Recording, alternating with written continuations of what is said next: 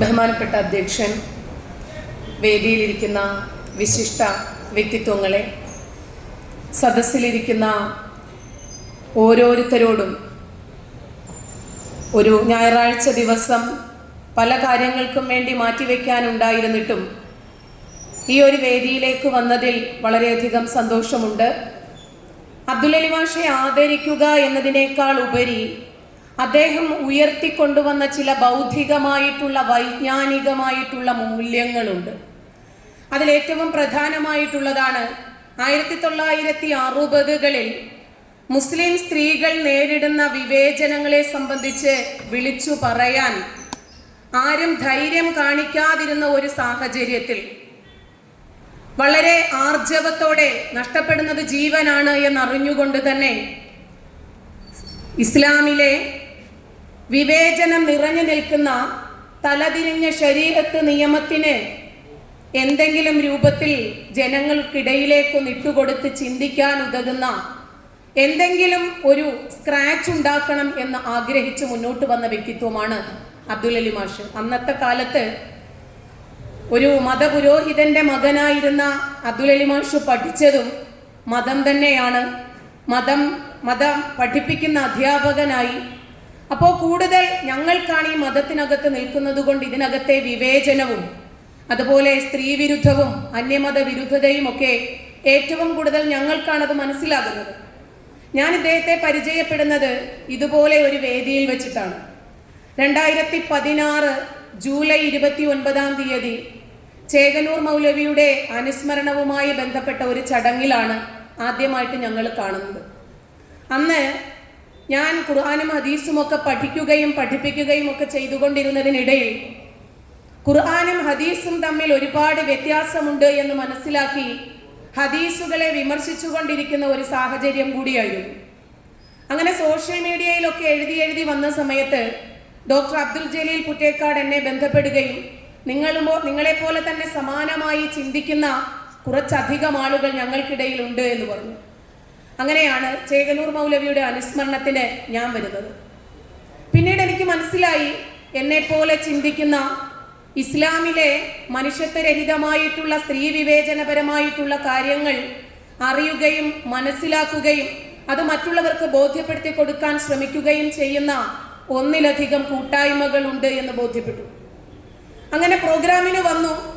തിരിച്ചു പോകുമ്പോഴേക്ക് എനിക്ക് എൻ്റെ നാട്ടിലേക്ക് കാലുകുത്താൻ പറ്റുന്നില്ല. അങ്ങനെ കണ്ടംകുളം ജൂബിലി ഹാളിലാണ് ആ പ്രോഗ്രാം അന്ന് നടന്നത്. ഇറങ്ങി നിന്ന് ഞാനും എൻ്റെ മക്കളും ഉണ്ടായിരുന്നു. ഞങ്ങൾ 3 പേരും കൂടിയാണ് വന്നത്. പുറത്തിറങ്ങി അങ്ങനെ ഞങ്ങൾ ചർച്ച ചെയ്തുകൊണ്ട് നിൽക്കുകയാണ്. പ്രത്യേകിച്ച് ചേകനൂരിൻ്റെ അനുസ്മരണത്തിന് പങ്കെടുത്തിട്ട് ഇനി എനിക്ക് തിരുവനന്തപുരം ജില്ലയിൽ കാലുകുത്താൻ പറ്റില്ല. അപ്പോൾ അലിമാഷ് വന്ന് എൻ്റെ കയ്യിൽ പിടിച്ചിട്ട് പറഞ്ഞു, മോളെ, എനിക്ക് 3 പെൺമക്കളാണുള്ളത്. അവരെ 3 പേരെയും കെട്ടിച്ചയച്ചു. 3 പേരും ഗവൺമെൻറ് എംപ്ലോയീസ് ആണ്. ഭാര്യ മരിച്ചു. എൻ്റെ വീട് കാപ്പാടാണ്. എനിക്കൊരു വീട് ഒഴിഞ്ഞു കിടപ്പുണ്ട്. ധൈര്യമായിട്ട് നീ അവിടെ വന്ന് താമസിച്ചോ. നിന്റെ ജീവൻ രക്ഷപ്പെടുത്താൻ ഒരു പക്ഷേ ഈ വൃദ്ധന് സാധിച്ചെന്ന് വരില്ല. പക്ഷേ മാനസികമായിട്ട് നിന്നെ പിന്തുണയ്ക്കാൻ, ഒരിക്കലും കൈവിടാതെ കൂട്ടിപ്പിടിക്കാൻ എൻ്റെ മനസ്സിന് ബലമുണ്ട് എന്ന് പറഞ്ഞു. എങ്ങോട്ട് പോകണമെന്നറിയില്ല. ശരി, അങ്ങനെ രാത്രി ഞങ്ങൾ ഇപ്പം എത്തുമെന്ന് പറഞ്ഞു ഏതാണ്ട് ഒരു 6-7 കിലോമീറ്റർ റെയിൽവേ ട്രാക്കുകളൊക്കെ കടന്ന് ഞങ്ങൾ ഒരു പഴയ വീടിൻ്റെ മുമ്പിൽ എത്തിച്ചേർന്നു. അപ്പോൾ മാഷു പറഞ്ഞു, ഇതാണ് എൻ്റെ വീട്. ഈ വീട്ടിൽ നിന്നെ വന്ന് ആരും ഇറക്കി വിടത്തില്ല. ധൈര്യമായിട്ട് നിന്നോളാൻ പറഞ്ഞു. അങ്ങനെ അദ്ദേഹം എനിക്ക് പിന്തുണ നൽകി. പിന്നീട് പല തവണകളിൽ വധശ്രമമുണ്ടായി, വീട് കയറി ആക്രമണമുണ്ടായി. എൻ്റെ പ്രോഗ്രാം വലിയ ഒരു ഫ്ലക്സ് ബോർഡിൽ ഒരു പ്രോഗ്രാമിൻ്റെ ഒരു ഫ്ലക്സ് ബോർഡ് കാപ്പാട് വെച്ചപ്പോൾ എൻ്റെ തല മാത്രം വെട്ടിയെടുത്ത് കൊണ്ടുപോയി. വീട്ടിൽ ഒരുപാട് ഉപദ്രവങ്ങളുണ്ടായി. അന്നേരമൊക്കെ നന്നായിട്ടൊന്ന് തള്ളിയാൽ പോകുന്ന കതക്, എന്നിട്ടും ഒരു കസേരയും ഇട്ട് അബ്ദുൽ അലി മാഷ് അവിടെ ഇരുന്നു. അന്ന് മുതൽ ഞാൻ അദ്ദേഹത്തെ ഉപ്പ എന്നാണ് വിളിക്കുന്നത്. കാരണം ഒരു പിതൃതുല്യമായിട്ടുള്ള വാത്സല്യമാണ് അദ്ദേഹത്തിൽ നിന്നും എനിക്ക് കിട്ടിയിട്ടുള്ളതും എൻ്റെ കുഞ്ഞുങ്ങൾക്കും കിട്ടിയിട്ടുള്ളതും. അങ്ങനെ ഒന്ന് തള്ളിയാൽ തുറക്കുന്ന വാതിലിൻ്റെ അവിടെ വന്നിരുന്നിട്ട് അദ്ദേഹം പറയുകയാണ്, എന്തായിരുന്നാലും ആരെങ്കിലും ആക്രമിക്കാൻ വന്നാലും എന്നെ തള്ളിയിടും. ആ സമയം കൊണ്ട് നിനക്കും കുഞ്ഞുങ്ങൾക്കും പുറകിൽ കൂടി രക്ഷപ്പെടാമല്ലോ. അങ്ങനെ ജീവൻ പണയം വെച്ചിട്ടാണ് അദ്ദേഹം എന്നെ പിടിച്ചു നിർത്തിയത്. ആ സമയത്ത് അദ്ദേഹത്തിന്റെ പ്രസ്ഥാനത്തിലുള്ള ഏതാണ്ട് 90% ആളുകളും ചോദിച്ചു, ഈ അപ്പിക്കുപ്പായവും ഇട്ട് ഈ തലയിൽ തട്ടവും ഇട്ട് ഏത് വേദിയിൽ വന്നാലും ഖുർആനും പറഞ്ഞു നടക്കുന്ന ജാമിദായെ നിങ്ങൾ പിൻപറ്റേണ്ട കാര്യമുണ്ടോ, നിങ്ങൾ പിന്തുണയ്ക്കേണ്ട കാര്യമുണ്ടോ? അപ്പോഴൊക്കെ ഉപ്പ പറയുമായിരുന്നു, നാളെ യുക്തിവാദ പ്രസ്ഥാനത്തിനൊരു മുതൽക്കൂട്ടാകുന്ന ഒരാളെയാണ് ഞാൻ നിന്നിൽ കാണുന്നത് എന്നാണ് അന്നും എന്നോട് പറഞ്ഞിട്ടുള്ളത്. അങ്ങനെ പിന്നീട് ഖുർആൻ സുന്നത്ത് സൊസൈറ്റി വിട്ടു. ഖുർആനിലാണ് ഏറ്റവും കൂടുതൽ മാനവരാഹിത്യങ്ങൾ ഉള്ളത് എന്ന് മനസ്സിലാക്കി. പിന്നീട് സ്ത്രീ വിവേചനങ്ങൾ ഏറ്റവും കൂടുതൽ ഉള്ളത് ഇതിലാണ് എന്ന് മനസ്സിലാക്കുന്നത് അബ്ദുൽ അലി മാഷിന്റെ അനന്തരാവകാശ നിയമത്തിന്റെ പുസ്തകം വായിക്കുമ്പോഴാണ്. സ്ത്രീയായിട്ട് ഭാര്യയായിട്ട് വന്നാലും കുഞ്ഞമ്മയായിട്ട് വന്നാലും മാമിയായിട്ട് വന്നാലും മകളായിട്ട് വന്നാലും മരുമകളായിട്ട് വന്നാലും ചെറുകുട്ടിയായിട്ട് വന്നാലും ഏത് നിലയിൽ സ്ത്രീകൾ വന്നാലും വിവേചനം മാത്രമുള്ള ഒരു അനന്തരാവകാശ നിയമം. അപ്പോഴാണ് കൂടുതലായിട്ട് മനസ്സിലാക്കുന്നത് ഇതാണോ ഇതിന്റെ അന്തസ്സത്ത. അങ്ങനെ ഞങ്ങൾ കൊല്ലത്തൊരു പ്രോഗ്രാമിന് പോകുന്നു. അന്ന് കലാനാഥൻ മാഷുണ്ട്. എനിക്കും കിട്ടിയ ഒരു വിഷയം അനന്തരാവകാശമായിരുന്നു. ഏക സിവിൽ കോഡുമായിട്ട് ബന്ധപ്പെട്ട് സംസാരിച്ചപ്പോൾ കലാനാഥൻ മാഷ് വന്നിട്ട് എന്നോട് പറഞ്ഞു, മോളെ കുറച്ചുകൂടി മൈൽഡായിട്ട് സംസാരിക്കണം, ഇങ്ങനെ അട്ടിക്കാൻ പോകുന്നത് പോലെ സംസാരിച്ചാൽ പെട്ടെന്ന് തന്നെ നിന്റെ ജീവൻ അവരെടുക്കും, അതുകൊണ്ട് മൈൽഡായിട്ട് സംസാരിച്ചാൽ മതി എന്ന് പറഞ്ഞു. പക്ഷേ എനിക്ക് എൻ്റെ ശൈലിയെ മാറ്റാൻ പറ്റിയില്ല. പിന്നീട് ഒരിക്കൽ ഞങ്ങളുടെ കാപ്പാട് വീട്ടില് നമ്മുടെ കാരശ്ശേരി മാഷ് വരുന്നു. രാവിലെ വന്നൊരു 10-11 മണിക്കൂർ ഞങ്ങൾ ഒരുമിച്ചുണ്ടായിരുന്നു. അപ്പോഴൊക്കെ അദ്ദേഹം നല്ല അനുഭാവത്തോടു കൂടി സംസാരിക്കുന്നു, ഒരുപാട് വിഷയങ്ങളുമായിട്ട് ബന്ധപ്പെടുന്നു. അപ്പോൾ മതവിശ്വാസത്തിനകത്ത് നിന്നാലും ശരി, യുക്തിവാദികൾക്ക് മതവിശ്വാസികളെ ഉൾക്കൊള്ളാൻ സാധിക്കും.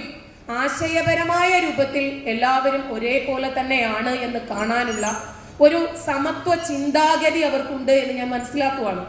ക്രമേണ മതത്തിലെ മാനവരാഹിത്യങ്ങൾ മനസ്സിലാക്കി മതം വലിച്ചെറിഞ്ഞു. അങ്ങനെ കൊറോണ കാലത്താണ് ഒരു യൂട്യൂബ് ചാനൽ തുടങ്ങുന്നത്. അതിലൂടെയായി പിന്നീട് യുദ്ധമെല്ലാം. നമുക്ക് പറയാനുള്ളത് എന്താണ് അത് കൃത്യമായി പറഞ്ഞു. നമ്മുടെ ഹമീദ് ചെന്നമംഗലൂർ ഇവിടെ പറഞ്ഞു, സ്വതന്ത്ര ചിന്തകർക്ക് ഈ നാട്ടിൽ ഭീഷണിയുണ്ടോ, അവർക്ക് എന്തെങ്കിലും രൂപത്തിൽ പ്രയാസങ്ങളുണ്ടോ? ഉണ്ട്, ഒരുപാട് പ്രയാസങ്ങളുണ്ട് മനുഷ്യനായി ജീവിക്കാൻ. മതം വിട്ടതിന്റെ പേരിൽ മക്കളെ പോലും പഠിപ്പിക്കാൻ പ്രയാസമുണ്ട്, മക്കൾക്ക് യാത്ര ചെയ്യാൻ പ്രയാസമുണ്ട്. എൻ്റെ ഉമ്മച്ചി മരിച്ചിട്ട് 4 മാസമേ ആയിട്ടുള്ളൂ. എൻ്റെ ഉമ്മ 94 വയസ്സുണ്ട്. ആ ഉമ്മ താമസിക്കുന്ന എൻ്റെ സിസ്റ്ററുടെ വീട്ടിലാണ്. ആ വീടിന്റെ പരിസരത്ത് ചെന്ന് കുറേയധികം വിശ്വാസികൾ ഒരു സ്ത്രീ ഗുണ്ടയുമായിട്ട് ചേർന്ന് ഈ ഉമ്മ മരിച്ചാൽ ഈ പള്ളിക്കാട്ടിൽ അടക്കാൻ ഞങ്ങൾ സമ്മതിക്കില്ല എന്ന് പറഞ്ഞ് വലിയ രൂപത്തിൽ ഒരു വിപ്ലവം ഉണ്ടാക്കി. പിന്നീട് വീട് കേന്ദ്രീകരിച്ച് ജാമിദായെ ഞാൻ കൊല്ലാം, നിങ്ങൾ എല്ലാവരും എനിക്ക് ഫണ്ട് തന്നാൽ മതി എന്ന് പറഞ്ഞ് പണം സ്വരൂപിച്ച് എന്തു വന്നാലും ശരി ഒരിക്കൽ മരിക്കുമെന്നറിയുന്നത് കൊണ്ട്, എങ്ങനെ മരിക്കുമെന്നറിയാത്തത് കൊണ്ടും ശരി, ജനാധിപത്യത്തിനു വേണ്ടി സംസാരിച്ച്, മതേതരത്വത്തിനു വേണ്ടി സംസാരിച്ച്, മതഭീകരതയ്ക്കെതിരെ ഉറച്ചു നിന്നതുകൊണ്ടാണ് മരണം വരിക്കുന്നതെങ്കിൽ അത് ഒക്കെയാണ് എന്ന് പറഞ്ഞ് തന്നെയാണ് ഈ മേഖലയിൽ ഉറച്ചു നിൽക്കാൻ കാരണമായത്. നമുക്കറിയാം, ഇന്ന് സോഷ്യൽ മീഡിയ നോക്കിയാൽ തന്നെ ഏറ്റവും കൂടുതലുള്ളത് ഈ ഇസ്ലാം എന്ന മതഭീകരതയിൽ നിന്നും വിട്ടുവന്നിട്ടുള്ള ആളുകളാണ്. ഇപ്പോ നമ്മുടെ ഹമീദ് സർ സൂചിപ്പിച്ചതുപോലെ പാളയം ഇമാമ് പറയുന്നു, ആറ്റുകാൽ പൊങ്കാലയ്ക്ക് വരുന്നതിൽ കുട്ടികളുണ്ട്, സ്ത്രീകളുണ്ട്, വൃദ്ധരുണ്ട്, ഗർഭിണികളുണ്ട്, രോഗികളുണ്ട്. അവർക്ക് നിങ്ങൾ വീടുകൾ, മദ്രസകൾ, പള്ളികൾ ഇതെല്ലാം തുറന്നു കൊടുക്കണം എന്ന് പറയുന്നു. ഈ മതത്തിനകത്ത് നിന്നുകൊണ്ടാണെങ്കിൽ അദ്ദേഹത്തിന് ഇത് പറയാൻ കഴിയില്ല. അപ്പോ നൈസായിട്ട് പാളയം ഇമാമു മതം വിടുകയാണ് ചെയ്തത്. ഞങ്ങൾ പ്രത്യക്ഷമായി മതത്തിന്റെ പുറന്തോടുകൾ ഭേദിച്ചുകൊണ്ട് ഞങ്ങൾ പുറത്തു നിന്ന് പറയുന്നു. അദ്ദേഹം അതിനകത്ത് നിന്ന് നൈസായിട്ട് പറയുന്നു. ഇത് തന്നെയാണ് ചേകനൂർ മൗലവിയും ചെയ്തത്.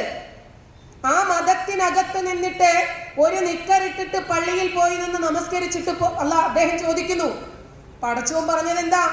വലാ ഇലാ അജ്സാമിക്കും, ശരീരത്തിലേക്ക് നോക്കില്ലെന്നല്ലേ? വലാ ഇലാ സുവരിക്കും, രൂപത്തിലേക്ക് നോക്കത്തില്ല എന്നല്ലേ? വഹുവ അലാ കുലൂബിക്കും, ഹൃദയങ്ങളിലേക്ക് നോക്കുമെന്നല്ലേ പറഞ്ഞത്?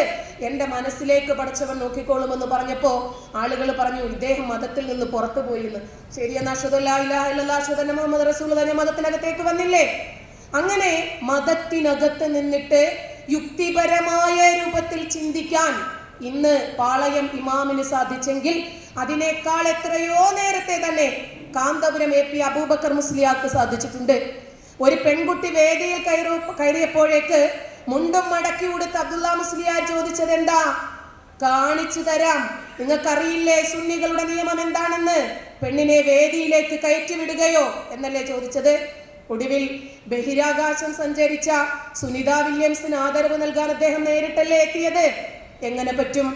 അവരൊരു കാഫിറായ സ്ത്രീയല്ലേ? അന്യപുരുഷനോടൊപ്പമല്ലേ ഒരുമിച്ചുണ്ടായിരുന്നത്? അപ്പൊ തരാതരം വിടാനും പിടിക്കാനും പാകത്തിലാണ് ഈ മതമുള്ളത്. നമ്മുടെ അലിയാർ കാസമി പറയുന്നു, 10,000-കണക്കിന് യുവത ഇസ്ലാം മതം ഉപേക്ഷിച്ച് പോകുന്നതായിട്ട് എനിക്കറിയാമെന്ന്. 10,000-കണക്കിനല്ല, ലക്ഷക്കണക്കിന് ആളുകൾ ഓരോ ദിവസവും ഈ ഇസ്ലാം എന്ന മതത്തിന്റെ പുറന്തോടുകൾ ഭേദിച്ച് പുറത്തു വരുന്നത്. ഒന്നാമത്തെ കാര്യം ഇതിലെ മാനവരാഹിത്യമാണ്.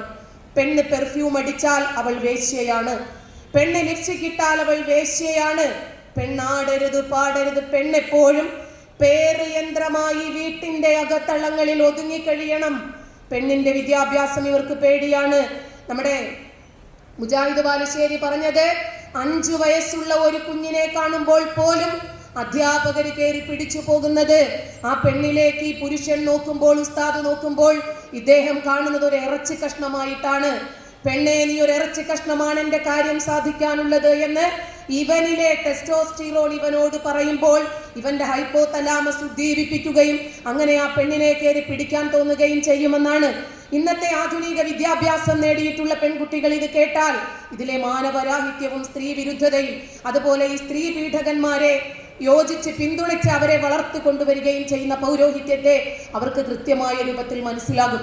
ഒന്നാമത്തെ കാര്യം, പെണ്ണിന് ആണിനേക്കാൾ ബുദ്ധി കുറവാണ്, പെണ്ണിന് ആണിനേക്കാൾ വിവേകം കുറവാണ്. അതുകൊണ്ട് സാക്ഷിത്വം വഹിക്കുന്നിടത്ത് പോലും ഒരു പുരുഷൻ വരുമ്പോൾ 2 പെണ്ണ് വന്നോട്ടെ എന്നാണ് ഖുർആൻ പറഞ്ഞത്. എന്തിനാ?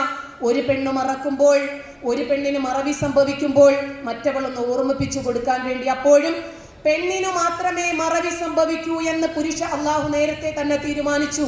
ഇന്നത്തെ യുവതലമുറ ഇത് അംഗീകരിക്കാൻ തയ്യാറാകുമോ? അതുകൊണ്ട് പെണ്ണിന് പകുതിയാണ് അനന്തരാവകാശം.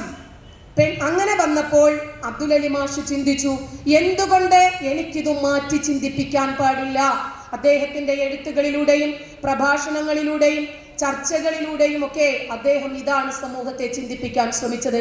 അതുകൊണ്ട് അദ്ദേഹത്തിന് എല്ലാവിധത്തിലുള്ള ആയുരാരോഗ്യ സൗഖ്യവും നേരുന്നു. തന്നെയുമല്ല, അദ്ദേഹം കൊളുത്തിവിട്ട ആ ഒരു മിന്നാമിനുങ്ങിന്റെ നുറുങ്ങുവെട്ടം പോലെ ഇസ്ലാമിക കമ്മ്യൂണിറ്റിയിൽ നിന്ന് കൂടുതൽ വൈജ്ഞാനിക തലങ്ങളിലേക്ക് യുക്തിസഹമായി ചിന്തിക്കുന്ന യുവ തലമുറകൾ ഉണ്ടാകട്ടെ എന്ന് ആശംസിക്കുന്നു. നന്ദി, നമസ്കാരം. Thank you Jamida, thank you. വേദിയിൽ മറ്റൊരു സ്നേഹോപഹാര സമർപ്പണമാണ്. AP അബ്ദുൽ അലി മാഷിന് സ്നേഹോപഹാരം സമർപ്പിക്കുന്നതിന് വേണ്ടി എരഞ്ഞിക്കൽ ഹസൻ ഗോയ നമ്മുടെ സമീപത്തേക്ക് എത്തിയിട്ടുണ്ട്. എരഞ്ഞിക്കൽ ഹസൻ ഗോയെ ഉപഹാര സമർപ്പണത്തിന് വേണ്ടി വേദിയിലേക്ക് ക്ഷണിക്കുകയാണ്. ഉപഹാരം ഏറ്റുവാങ്ങുന്നതിന് വേണ്ടി അലിമാഷിനെയും സവിനയം ക്ഷണിക്കുന്നു.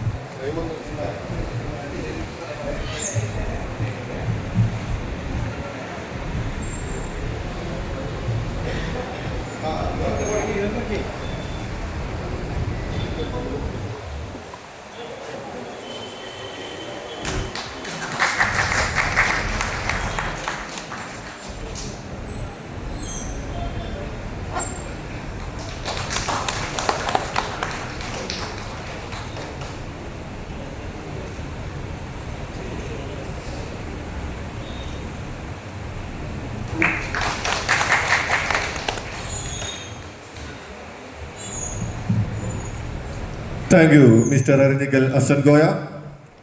വേദിയിൽ ആശംസ അർപ്പിക്കുന്നതിന് വേണ്ടി AP അഹമ്മദ് മാഷിനെ വേദിയിലേക്ക് ക്ഷണിക്കുന്നു.